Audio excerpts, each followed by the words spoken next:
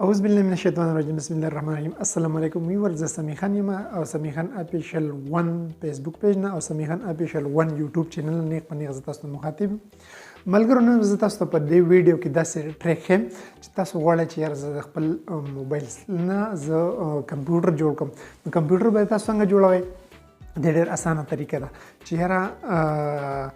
زما د موبایل سکرین چې دی مخې ته ټوټل فیچرز چې کوم دي ماته د کمپیوټر په شان شو کی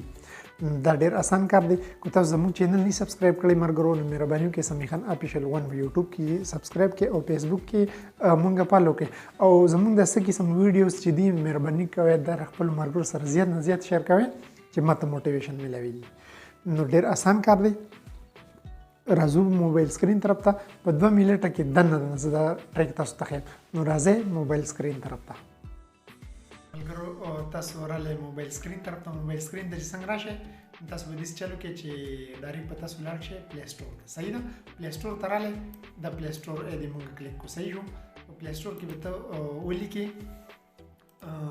کمپیوټر لانچر دا کمپیوټر لانچر تاسو کلیک کو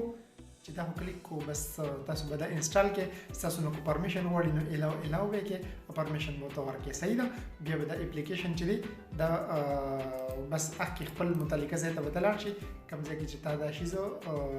انسټال کو ټیک شو نو دلته کې دا اوس مونږ الریډي انسټال کړی دی بس په دې باندې به تاسو صرف یو کلیک ولګوئ ټیک شو دا دې